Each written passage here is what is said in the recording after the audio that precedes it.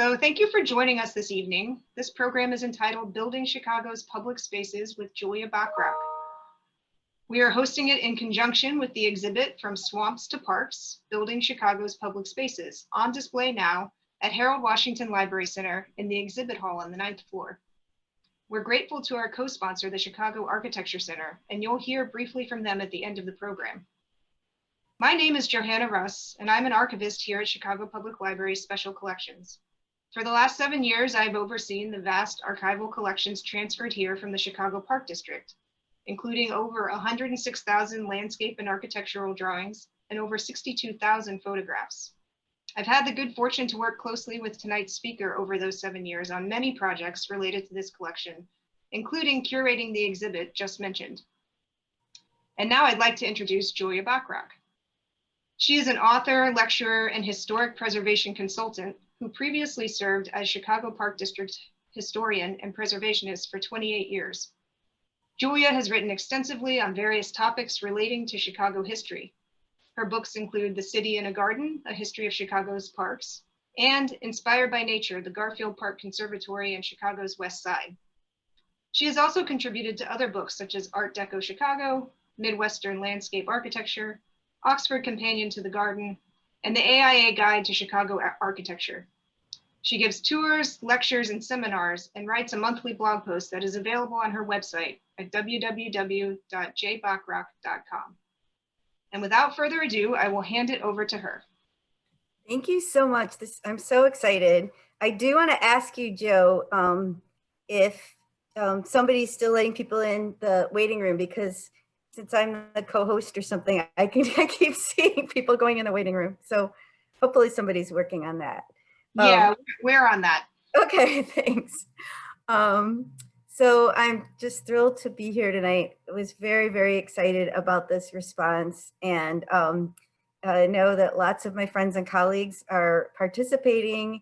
Because this is being recorded, I've been asked not to say people's names, so I will do my best not to, but I do want to give a shout out to all the CAC docents who are here tonight and do such great works to help share information about the history of Chicago, especially Chicago Park. So those of you who know me know this is a topic that is really my passion.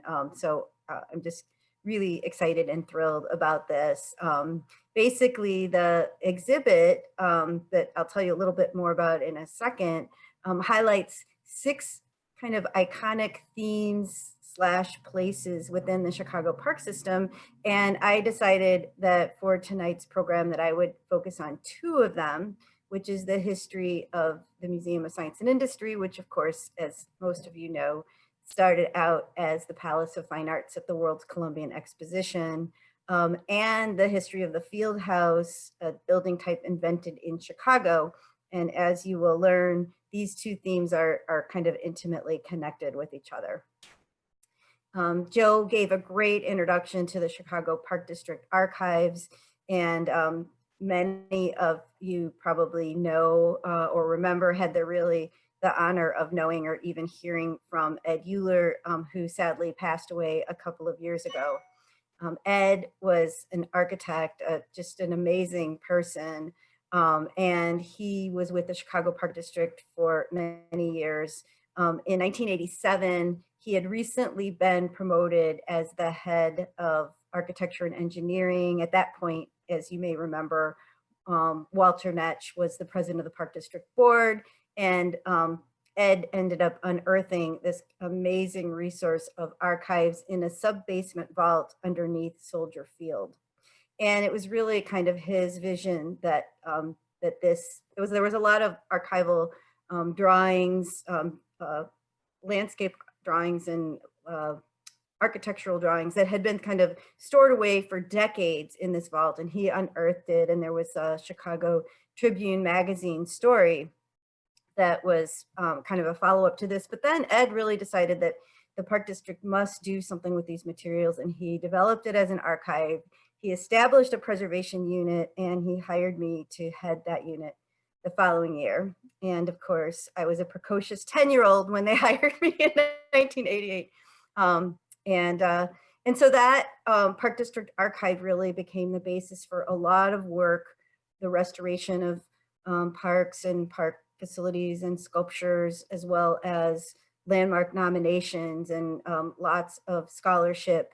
And so as I was getting ready to leave the Park District, I was kind of thrilled when the administrators, even the superintendent, had decided that kind of now that digitization is out there as a thing that we could do, that we had to figure out a way to digitize the collection and transfer it to our sister agency, which is the Chicago Public Library. And so as Joe mentioned, she and I and a couple of other colleagues at the Chicago Public Library Special Collections got a chance to work really closely together to figure out how to make sure that this amazing resource was all completely digitized, and just figuring out even how to physically transfer it from one place to another was, it was kind of a Herculean type thing. But so today, as Joe mentioned, there's over 106,000 plans and drawings that are at Harold Washington Library,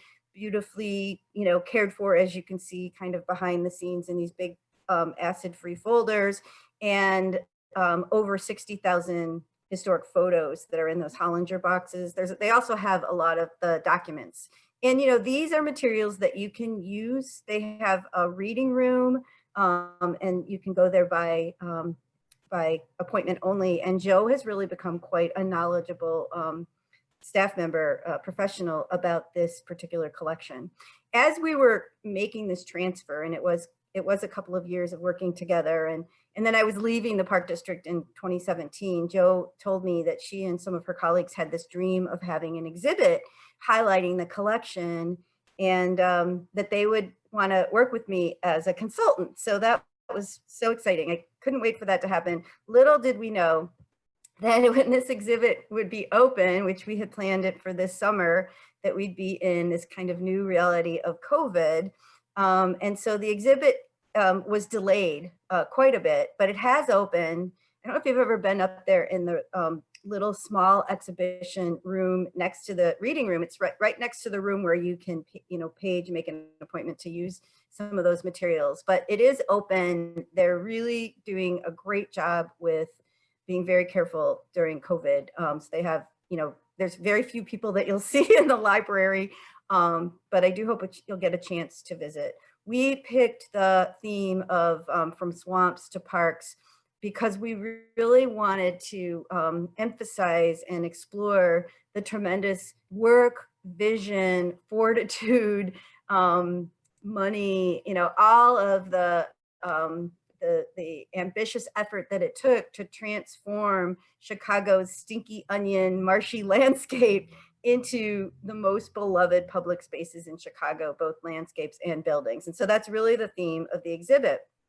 The grants that we had secured to digitize the material and transfer the archives included some money for conservation. And so the Chicago Public Library archivist, Joe and her colleagues, were able to, they came up with a scale, and there was this whole system for when they created the finding aid for the materials. They also rated the condition of all the materials.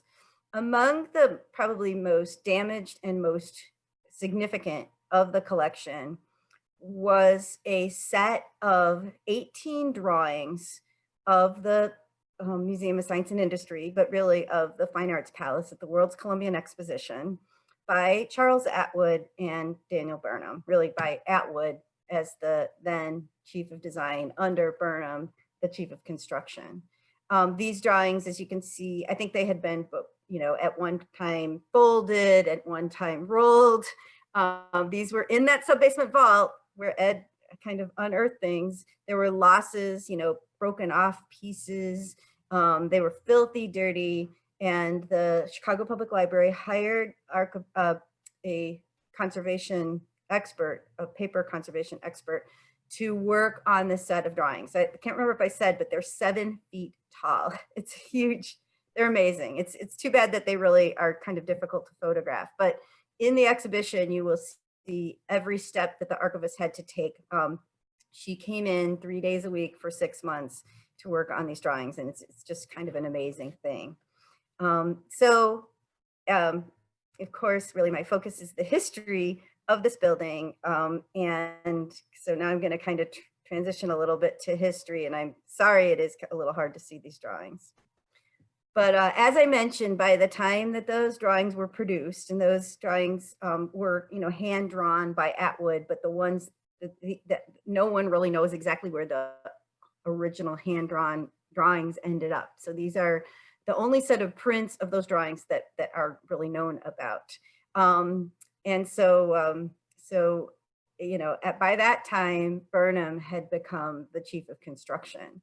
But he really sort of started with kind of humble beginnings. He was born in New York and grew up in Chicago. And he was from a fairly well-to-do family, and they sent him to a prep school in New England, and they thought he would, attend Harvard or Yale, and he didn't get into any of the Ivy League schools. He really wasn't that great of a student. So he came back home to Chicago, and he became an apprentice under the architect William LeBaron Jenney.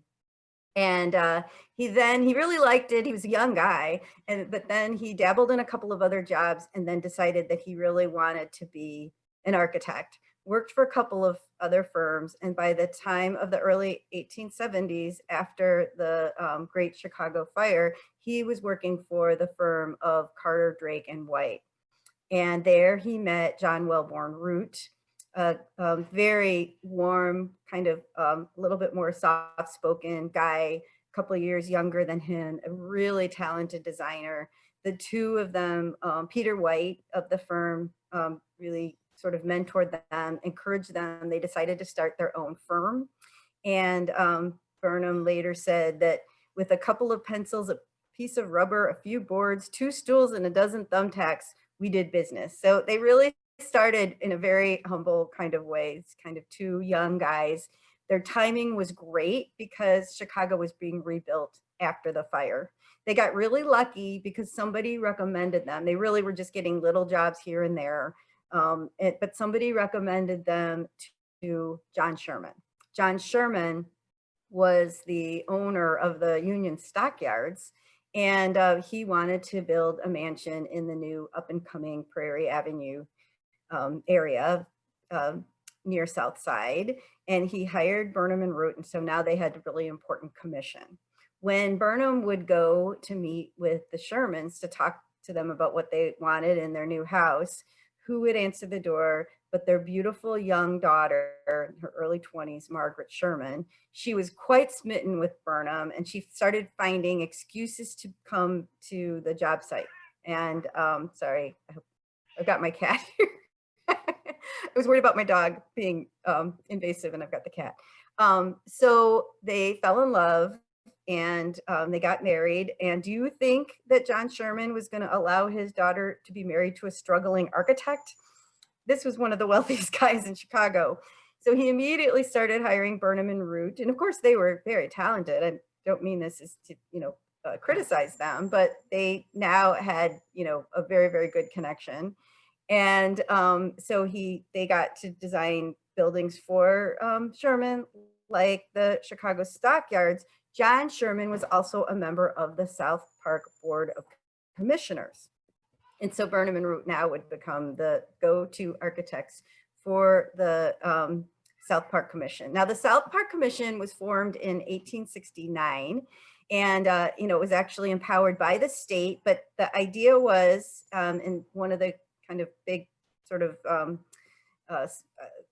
lead sort of thinkers and planners behind it was Paul Cornell. And the idea was to create one huge, magnificent park for this kind of growing South Side part of it was really at the border of the city. It was 1,055 acres. The South Park Commission had downtown within their taxing jurisdiction. And so because of that, they had a good budget. They were able to hire the man who we now consider the father of American landscape architecture, Frederick Law Olmsted, to lay out their park. And this was his original plan. Olmsted came from New York. He had laid out Central Park already, and He was not exactly in love with our stinky onion Chicago landscape, but he thought we had one really great thing going for us, and that the South Park commissioners did, because it was also going for their site, and that was Lake Michigan. And he said that the lake by artificial means could be made no more grand or sublime. And so he used the lake as the guiding theme for this plan. And I can use my little cursor and show you that the eastern division of the plan, which is now Jackson Park, he wanted you to be able to enter, oops, I didn't do that on purpose, by boat and go navigate through a very rugged series of waterways down a formal basin into this little lake. And then when you got to the western division, Washington Park, you can see this green blob, and that was meant to be a sheep meadow. And so he had this really ambitious vision. The South Park commissioners had hoped to build the whole park all at once, but of course they weren't able to do that. There were several obstacles, one being the Chicago fire. They burnt their tax rolls. They had some problems with land acquisition, things like that. And so the park evolved slowly. This is what it looked like in 1880. The northern part of the park had been executed, the part in green, and then the rest is all the work that still needed to be done, and it's showing you Olmsted's original plan. By this time, the commissioners were using Burnham and Root for architectural projects, including the bridge that you see here, which we later became known as the Clarence Darrow Bridge, which is right here. So as the park was slowly evolving, some of the people that were involved with the South Park Commission became involved with a new movement to try to secure the World's Fair for Chicago. There were Chicagoans in the late 1880s that felt that the next World's Fair, that Chicago should be the host. And so by 1889, there were people in Chicago that went to the Paris Fair, the Exposition Universelle, to get ideas and come back and start really promoting the idea of that Chicago should win the honor of hosting the fair. It really came down to two cities, Chicago and New York. Here you can see that Senator Cullum was one of the big leaders in this movement to bring the fair to Chicago. New Yorkers were really surprised when Chicago did win the honor by Congress in 1890. And at that point, Burnham and Root were appointed as consulting landscape architects. They had asked Olmsted and his young associate, Henry Codman, to come to Chicago and help find a site. Olmsted did this very exhaustive study of a whole bunch of different sites. For a long time, they thought there were going to be two sites, one downtown and one somewhere else. And then they finally decided on Jackson Park, partly because Olmsted wanted to have the lake as a backdrop. And partly, that was a big part, but he also really liked the fact that Jackson Park hadn't been completed and you wouldn't have to undo finished landscape. There's a famous story that Olmsted wrote about. He published a couple versions of this article talking about how he and Codman, who ends up not living to see the fair, and then Burnham and Root had this session with giant pieces of brown paper.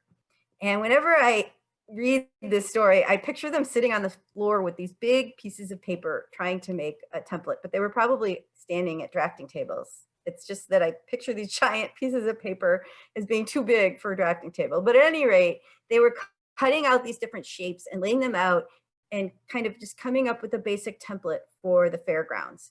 And Olmsted wrote, they decided that there should be a great architectural court with a body of water therein, that there should be a formal canal leading northward to this court, from this court to a series of broader waters of a lagoon character, so that the principal exposition buildings would each have water as well as land frontage and would be approachable by boat. So it's a lot of the same concepts as the original plan, this idea of interconnected water that you could boat on from Lake Michigan.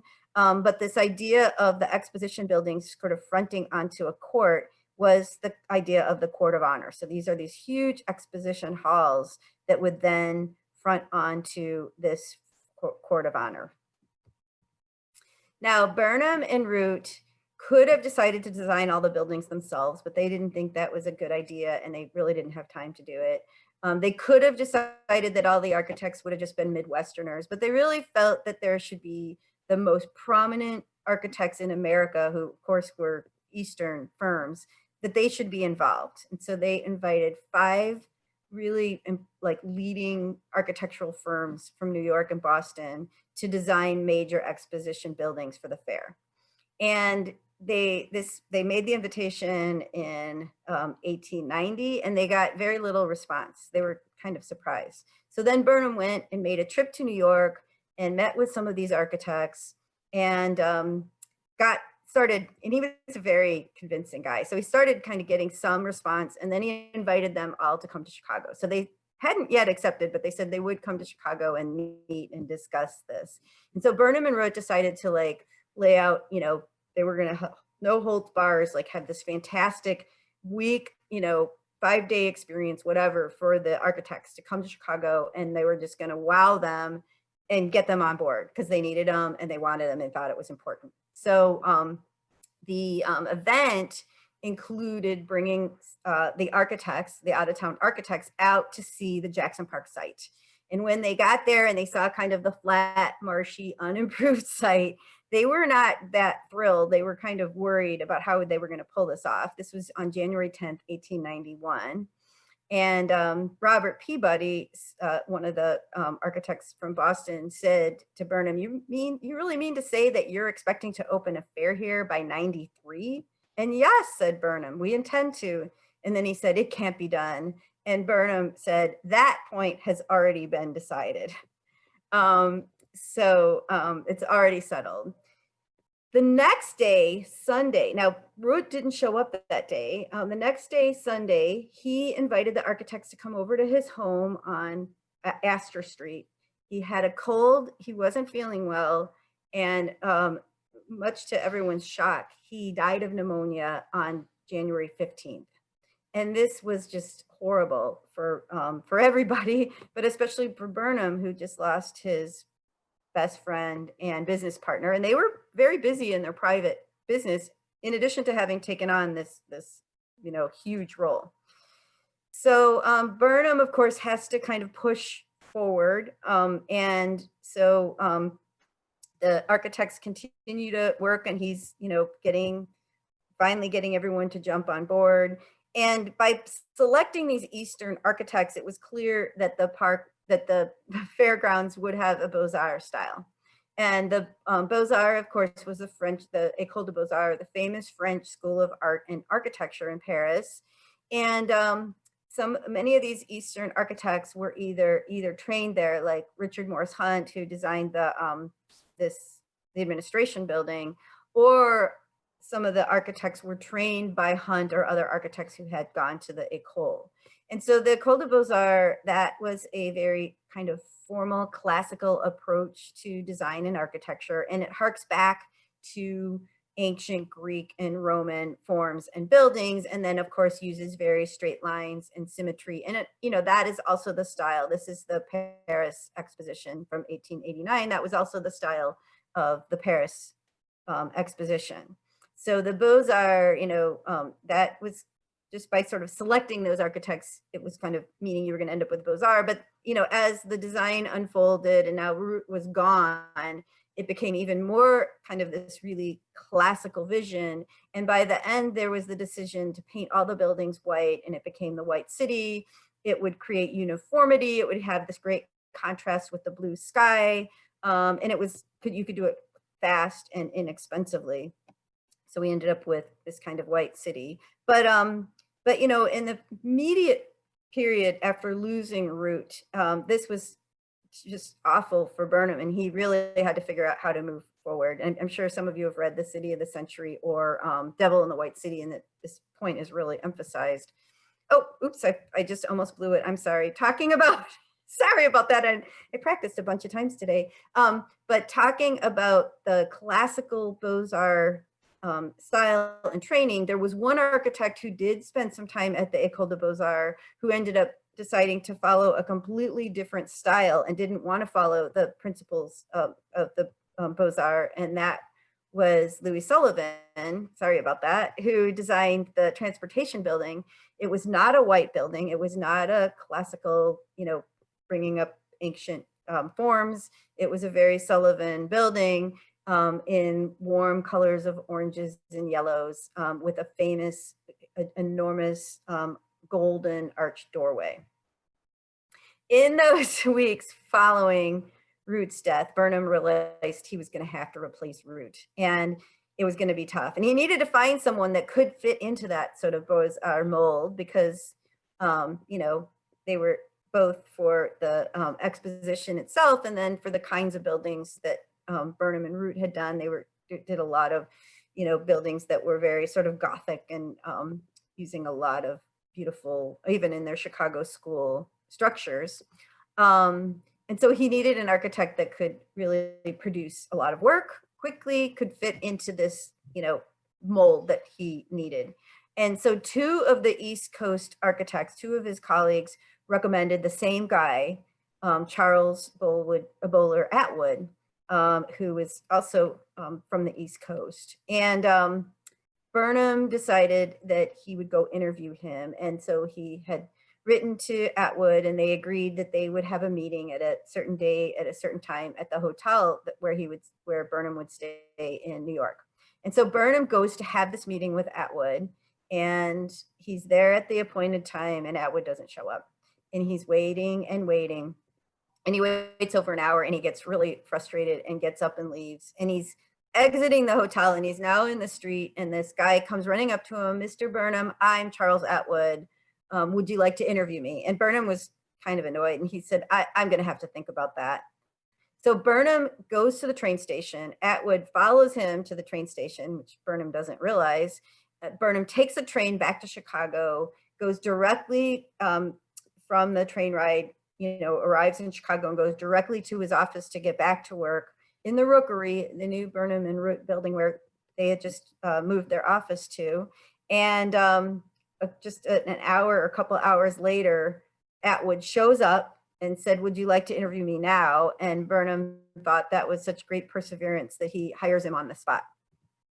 And Atwood turns out to end up, you know, as I mentioned, he becomes the chief of design. He ends up becoming a really important player in the design of the Columbian Exposition.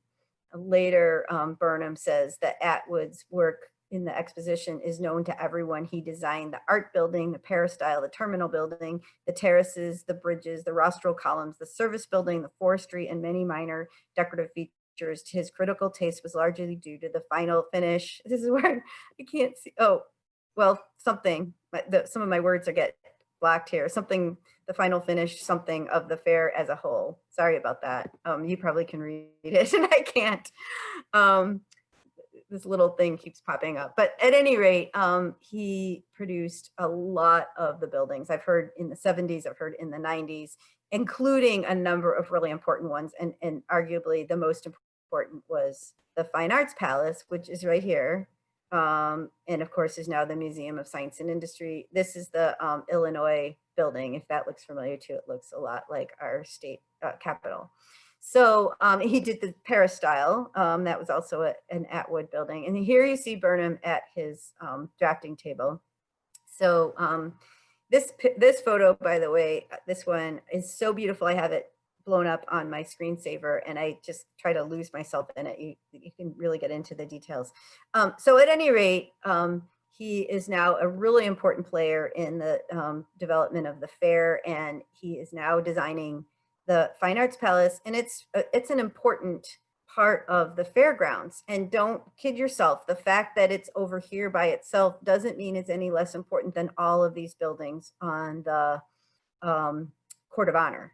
And they very purposefully put the Fine Arts Palace, sited it up at the north end of the park, separate from all the other buildings, because these buildings were made out of staff, a type of plaster mixed with hemp, and they were believed to be very flammable. And so they thought the art museum, they had to be especially careful about, because there would be, you know, world-class collection of art, some that would be lent by really important donors, and they were irreplaceable. So they couldn't risk having a fire. Also, you'd get it to have this beautiful frontage of this, what we called the North Pond or the Columbia Basin. So, so here's one of those beautiful drawings. I think this is the one that you can see at the, in the exposition, the exhibition. We don't get to go to the exposition. And there he drew in the caryatids, the kind of lady women sculptures that hold up a little portico. It's full of lots of detail. There's even little lions drawn in. So it's just these really fabulously detailed drawings. The building would be one of the first to be constructed, and there it is. It's just amazing when you see the hand work that had to go into actually building the fair. But so there it is, and you can see in the fall of 1891, they're going to get started. I forgot to mention that the fair itself was delayed, and that really wasn't Chicago's fault. So, you know, it was supposed to celebrate the quote unquote discovery of America by Columbus in 1892. So they decided that they would have a big event on Columbus Day of 1892, but the real opening wouldn't be until 1893. They wanted the art museum, the building, to be completed by Columbus Day. And it was. But you can see what an amazing process. And by the way, the Chicago Public Library Special Collections has other really fabulous resources relating to the history of the fair. They have all of these C.D. Arnold, he was the official fair photographer, and they have a whole huge folio of his photographs. And so this documents what the building looked like in 1892 in the spring and in the summer. It had a fire vaulted interior, so it was built as a little bit more permanent than the other buildings. This article came out in the Tribune on October 19th, 1892. And basically, I get the impression that everybody was really nervous about the progress of the fair. It was so ambitious, and we've all read about all of the terrible winter blizzards and everything that Burnham and all of the laborers and everybody went through. It was a lot of struggle to make sure that the fair was going to happen. So here we are now, kind of close to Columbus Day, or right around the time of Columbus Day, and they wanted to make sure that the Fairgrounds was actually going to be built on time to open for May of 1893. And so this article is about how, you know, the landscape is starting to be, you know, this beautiful, you know, instead of the old swamps and scrub oaks, that it's turning into this beautiful green landscape with beautiful water basins and things like that. And then it said that the report also talked about that the buildings commencing with the fine art structure, which was pronounced practically fireproof. So it is already, people are very, very excited about this building, even as other buildings had barely yet begun to be constructed. And, you know, of course, it was sort of the premier building that really harks back to ancient forms. It's both sort of a, makes references to both ancient, you know, the Pantheon, which is an ancient Roman building, and the Acropolis in Greece. And so there was, Burnham had this sort of famous little quote that he said that Augustus St. Gaudens, who was really the most famous sculptor in America and was involved with the fair, as the building was being finished, sort of rushed to come and see him. And he said, "Do you realize the rank of Atwood's art building among all of the structures of the world?" And without waiting for a reply, this is so hard because I can't figure out how to make all these words. I'm going to have to figure out a new system for working with Zoom, because all these, there are people in the waiting room. Okay, there. That there'd been nothing even equivalent. Okay, you guys, I know how to read. There's been nothing equal to it since the Parthenon. I'm sorry, this is so embarrassing, but little words keep popping up in front of my screen. But you get the idea. Everybody, Burnham and all of the other architects, they were just gushing over how phenomenal this building was as this exquisite reinterpretation of ancient Greek and Roman architecture, including the lovely caryatids, which you would find at the Parthenon in the Acropolis, or the Erechtheion, to, you know, all the very, very, very sculptural embellishments, the rotunda. And then another thing that's really awesome about it is when they talked about the planning, you know, and talk about symmetry, you know, this cross-axial plan. One of the things that they cleverly did was that in order to get to the French art, you had to walk through the American art. So I thought that was really clever. Before the fair had even closed in October of 1893, it was clear that a lot of the fair planners, Burnham and others, really wanted to keep one building to stay as a kind of permanent reminder of how important the fair had been. And so there was a movement to keep the Fine Arts Palace. It was the obvious choice. Not only did everyone think it was such a terrific building, but also it had that fire vaulted interior. And so Marshall Field offered a huge donation to purchase some of the collections of natural history collections that had been shown at the fair. And this would then become known as the Field Columbian Museum. It opened on June 4th, 1894. And, you know, I doubt you can really read this article, but it is hysterical.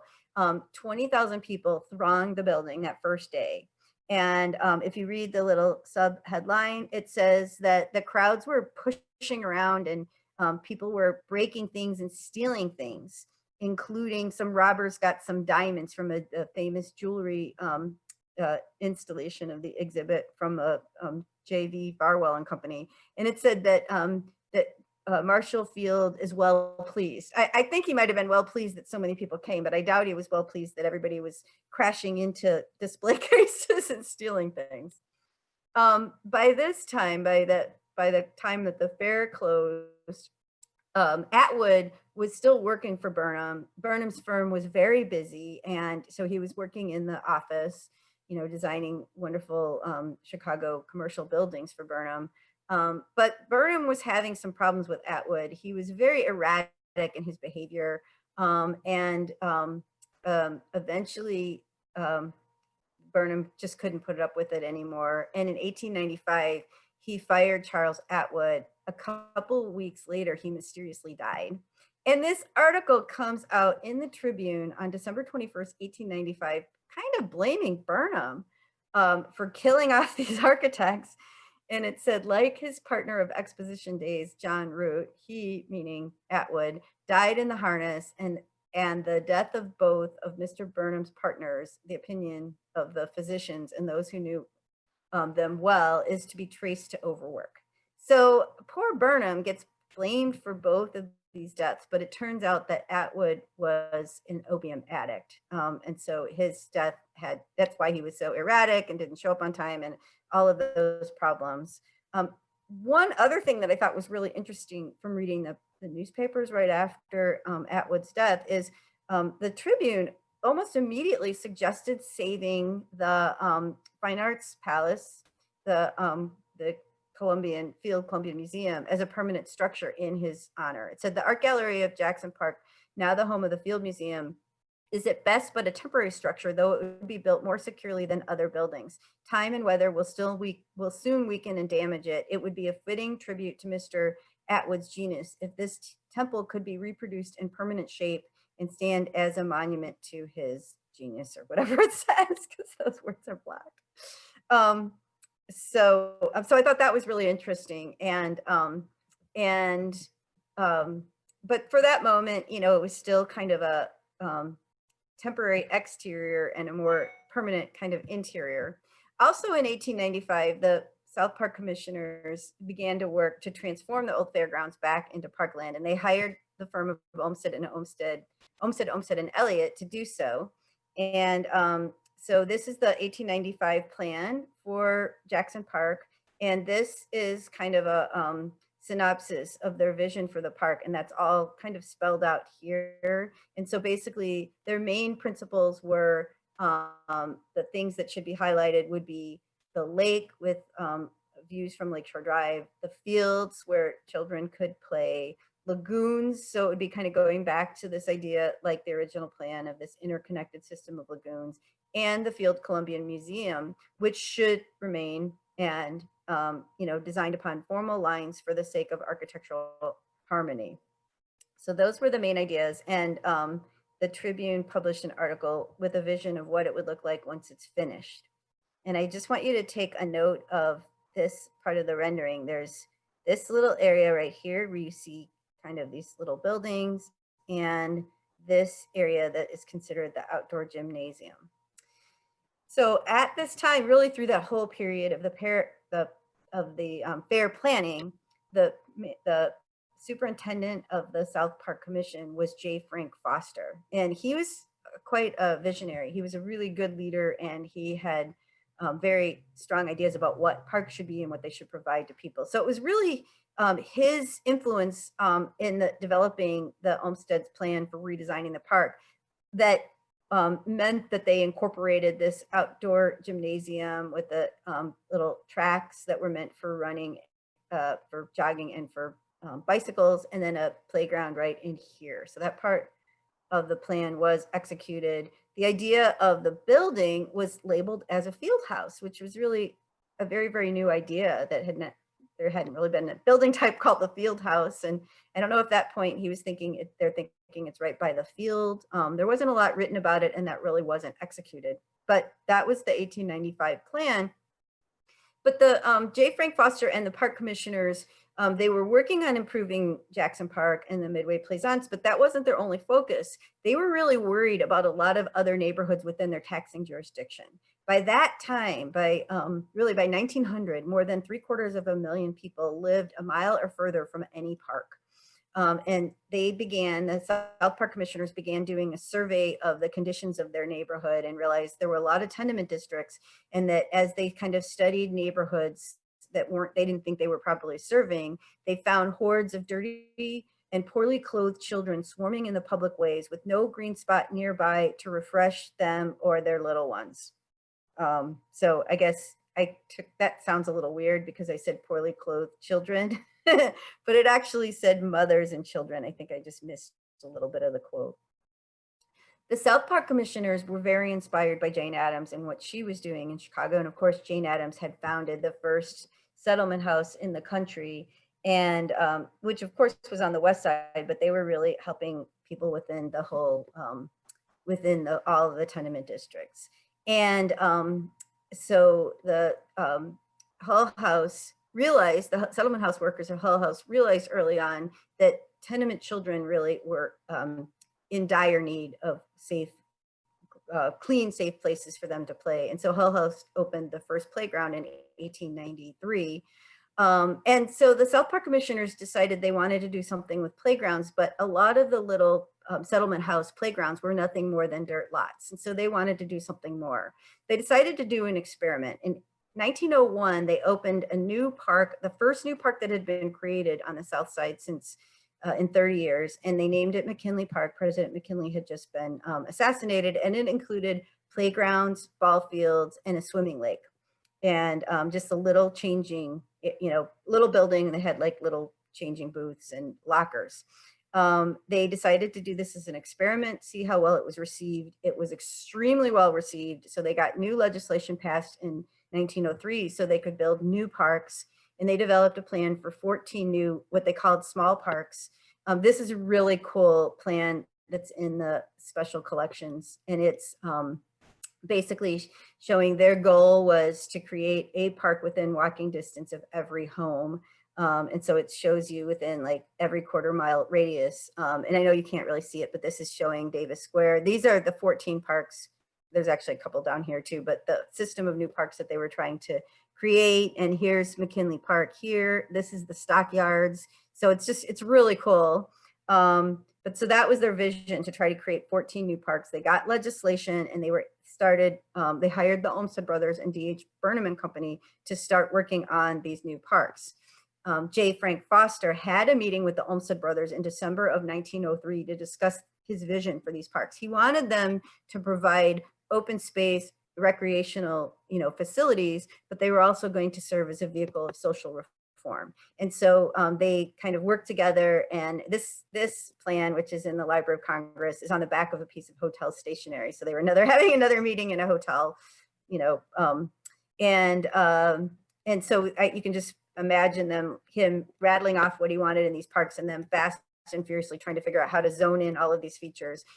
He wanted the new parks to have ball fields, running tracks, sand pits, swimming pools, outdoor swimming pools. That was kind of a big thing. Wading pools, outdoor gymnasia, a playground, landscaped areas with shade trees, and then a new type of building that had never really existed before, the Fieldhouse, which was a community center that would have a library, lunchroom, auditorium, indoor gymnasiums, and club rooms. And at this point, D.H. Burnham and Company, of course, was in charge of Fieldhouse designs, but he was waiting for a new architect to start. He had just hired Edward Bennett, an Englishman who had studied at the École des Beaux Arts and who had helped him with the, they did a design competition for West Point.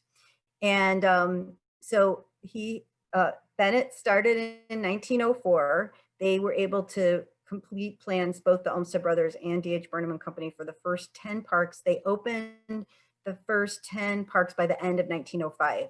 Each of these parks included a field house.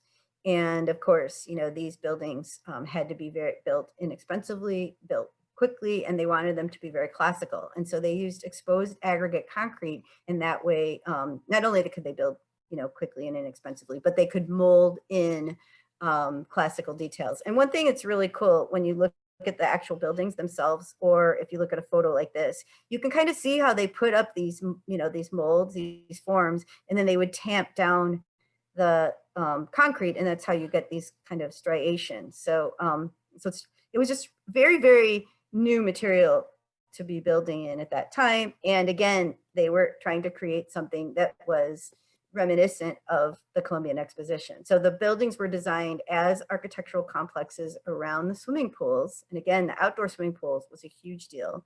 People didn't really have access to running water, and now you could use a shower bath in the swimming pool.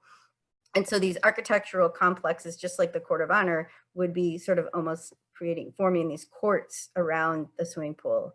And Henry Foreman, the president of the South Park Commission, really came right out and said that the field houses reflect in miniature the architectural beauty of the World's Fair buildings. There was also, there were other architectural journals and magazines that published. This was a huge deal. And so they very consciously felt that these, really poor immigrant children in these neighborhoods would be uplifted by having the exposure to good architecture. And so this was one architectural journal that said the effect of a good building in which an untrained boy studies or plays cannot fail in the long run to, oh no, I still can't see, something for a higher standard of public and private taste. And so here you can see this was Mark White Square. This one is not, this building is not there anymore, but they never used the exact same architectural plans, but they had the same vocabulary of elements, and you can really get that very strong sense of sort of monumentality and classicism. And of course, all of those features that I rattled off were hugely important to the communities. This was, these were communities that were in dire need of services. And so, as I said, the first 10 of these parks had opened by the end of 1905. They did a tremendous job of collecting data. And so here you can see the numbers of uses, how many times these 10 parks, including the field houses, were used over the course of a year, over 5 million times. And because this was such an enormous accomplishment, people, throughout the country knew that this Julia, yeah. I'm just interrupting to let you know you got 9 more minutes. And if we want to take a question or two. Okay, that's perfect then. In 1907, there was a decision that we would have a parks conference here in Chicago. And because of the magnitude of this accomplishment, President Teddy Roosevelt issued a national statement stressing that people should send representatives to this meeting in Chicago, where they would highlight this magnificent new system of parks, one of the most notable civic achievements in any American city. The idea was also promoted in the Plan of Chicago. There was a whole chapter on the neighborhood parks in this seminal city plan that was published by Burnham and Bennett. And also notice that in this plan, they are also including a vision for a new building for the Field Museum in the middle of Grant Park. That's a whole other chapter of the Plan of Chicago. And of course, Burnham had developed plans for Marshall Field's new building. This is a very long story that we don't have the time to tell you the whole thing, but basically Montgomery Ward, Marshall Field's business rival, knew that there were early restrictions against building in the middle of Grant Park. And so there were various lawsuits for state Supreme Court cases.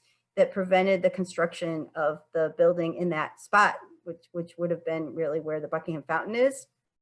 And so it was finally decided at the end of 1911 that it would be built on new landfill south of Grant Park, and that by doing so, it was going to take a while. And so the building doesn't get built until 1920. By doing so, they are leaving behind the old Field Columbian Museum, old Fine Arts Palace, which now you can see in the 20s is really starting to decay. I even think some frat boys may have climbed up there because it looks like there's some Greek insignia. Maybe someone can blow this up and figure out if that's a particular fraternity or something. But at any rate, now is the question, what are we going to do with the fabulous old building that was left behind when in 1921, the new Field Museum opens up downtown at the end of Grant Park, and we've left behind the old building in Jackson Park.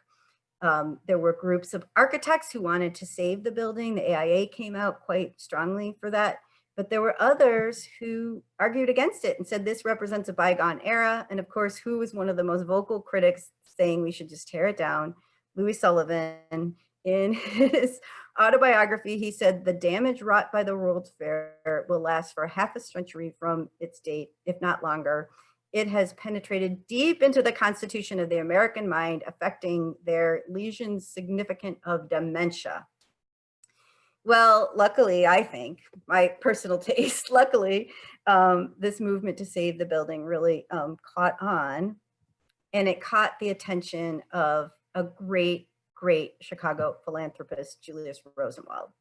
Julius Rosenwald was the CEO of Sears Roebuck and Company. He lived on the South Side in this house on Ellis, and he was an amazing philanthropist. He gave money to a lot of Chicago institutions and causes, the University of Chicago, a lot of Jewish, important Jewish organizations and causes. He also got to know Booker T. Washington and really wanted to do important things for African Americans. And one of the things that he did was he started a program that of building schools across the rural South. He actually would donate a portion of the money, and the community had to donate a portion, and there was also sweat equity involved.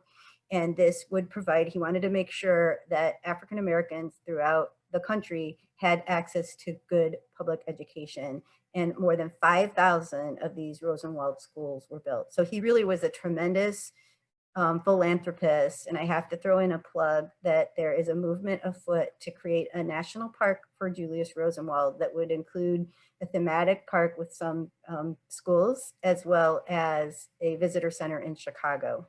But it was Rosenwald himself who came up with the idea of saving the building for use as a science museum. The Commercial Club of Chicago issued a survey asking their members to come up with big ideas. And in 1925, that was Julius Rosenwald's big idea, and he was willing to help pay for it. He came forward and asked the park commissioners if they might be interested if he were willing to help with the fundraising. He even took the Board of Commissioners and their families on a trip to Germany to see the most innovative, cutting edge science museums that had just recently opened really in the world. And these, he talked about how he had taken his children there and that they loved the push button exhibits where you can actually, learn by doing. And the commissioners thought this was wonderful. And he ended up really creating a whole campaign where others also donated, and he ended up, you can see this in 26, he committed $3 million. It ended up being a lot more than that. He ended up, the South Park commissioners hired Graham Anderson, Probst and White. Ernest Graham had been one of the assistants to Atwood, and reclad the building in limestone so that it would be a permanent building. Alfred Shaw, a beloved, at that point, a very young Chicago architect, was in charge of the project for the firm, and later created his own firm, ended up doing a very, very careful exterior recreation in limestone while they created beautiful Art Deco interior spaces. And that left us with this incredible legacy. And I think the legacy of the Museum of Science and Industry is in part the museum itself, because I love the story about Rosenwald's own children, because I remember my family, and I bet you many of you feel the same way, especially those of us who grew up in Chicago, that coming to the Museum of Science and Industry, my brother always called it the push button museum. So the legacy includes the exhibits, which the coal mine is still there. And then of course the legacy of the field houses. We started out with 10 in Chicago, and we have over 240 in Chicago, and it's spread all over the country. Philadelphia has 125 of them. These buildings are as relevant today. They are still building them. This is a brand new one that was just designed and built in Ellis Park. And so I think I might have just done it, Hallie, just within the 9 minutes you were going to give me. So hopefully I've left us just a few moments for questions. Well, we have 2 questions. I'm going to take those 2 questions, and then I think we'll be hitting our mark. I do want to mention my kids, who are in their 20s now, used to call it the Museum of Science and Interesting. Anyway, so here's a question. You mentioned a lot of sleepless nights for Burnham Root and the other architects leading up to the exposition. Can you narrate what a long day or night in their life would have consisted of specifically? Do you have a sense for what they could get done in a single day? Oh, that is a great question. And I'm sure many of you have read The Devil in the White City. And it's funny because Eric Larson also draws a lot from Donald Miller from The City of the Century. The thing that sticks in my mind was that Burnham had to live there, and that he was living in a shack. So you couldn't take out the time to go back and forth to Evanston every day, which, you know, granted would take longer than Hallie's commute to Evanston. So, and again, I think even the story about Burnham taking the train to Chicago and immediately going to his office. So I would have to guess that these were, you know, 12, 14, 15-hour days. I remember one of those 2 books, there were great stories about the love letters that he wrote to his wife, because he didn't see his wife or his children during that whole entire time. So those kinds of sources for those personal stories are what I have to go to, because you can't get that kind of information from looking at plans and drawings, which are the materials that I always had access to. But I did recently realize that there are certain things that you can just pull up on Google Books, like Harriet Monroe's book about John Root. Of course, he died before they finished the fair, but that was Harriet Monroe's brother-in-law was John Root. So, so it's really fun trying to find those sources that get us into that sort of personal stuff. Okay, so let's see. Someone sent you a question directly, so we'll let you handle that on your own because there was a link. And then the library staff mentions there's a couple of questions that came our way. Do you want to just answer one of them, ask one of them, Joanna, and then we'll wrap things up? Sure. Do you know if Charles Atwood left a widow or children behind when he died? Oh, this is the type of thing where you just kick yourself, because I didn't pay as much attention as I should have. But yes, there was some little bit of a scandal. There was some I think she was an opera singer, and I can't remember why that when he died, that the newspaper articles that I saw had to do with whether or not she could lay claim to his estate. And I don't know if it was because they were split, maybe. I really didn't read them very carefully, but he was married. I don't think they had any children. And again, you know, I love all this personal stuff. And in this case, I think I didn't pay as much attention because I knew that he like scooted on to Chicago without his family. So I didn't pay as much attention, but he was living here. Burnham hired him on the spot during that meeting, and he moved to Chicago. And so he did end up living here for those last few years of his life. Okay, you know, great. One thing you might want to mention, Joe, is how easy it is to search the Chicago Tribune using the Chicago Public Library website. And so you can tell a lot of my sources come from newspapers, and I guess I'm telling it for you, Joe. You might want to chime in. If you have a Chicago Public Library card, you can do it from your home, just through the website. It'll ask you to enter your card number and you can search away. And it's, you go to online resources A to Z, and just, you can go to Chicago Tribune Historical Archive. And if you have a library card from a different a nearby library, does it work, or do you have to have a Chicago Public Library card? To use ours, you would need a Chicago Public Library card. There are ways to get reciprocal cards for suburban libraries. I am not very well versed in it because our materials don't circulate. but you know what? All the suburban libraries, I think all of them, or certainly most of them, also have access to ProQuest. So you might have to find out how to search on your library, but they do a similar thing, that they do have access to. Yeah, many libraries in the area probably subscribe to that particular database because it's so relevant. But you know, I do also just want to kind of leave us with this, with the tip that, you know, especially for all of you CAC docents who do such amazing work. And I wanted to mention, and we're going to send you kind of a follow-up email with a few resources that I'm suggesting. But one of them I included, Maurice Champagne, who's a CAC docent, did a lot of research on the whole issue about the Field Museum moving out of the Field Columbian building, out of the Fine Arts building, and all of the debate about whether or not it would be in the middle of Grant Park, if it would be stay in Jackson Park. It was this very long, drawn out story, and he published a little booklet that you can download on the Kindle. And I meant to mention that when I got to that part of the story, but I will send you those links. And I think it only costs 99 cents. It's well worth the $1 to get that. Okay, so put a little information about that in the follow-up email. And Julia, I want to thank you on behalf of everybody here. I know this was a very quick, for all of us, it felt like a very quick hour. I hope it felt the same to you. So we always thank you so much for sharing your wisdom with us. And to everyone else, I want to thank you on behalf of the Chicago Public Library and the Chicago Architecture Center for joining us tonight. We actually were almost 200 people, really enjoying a wonderful lecture. And I hope if you have time that you'll go to the library and see the exhibit as well.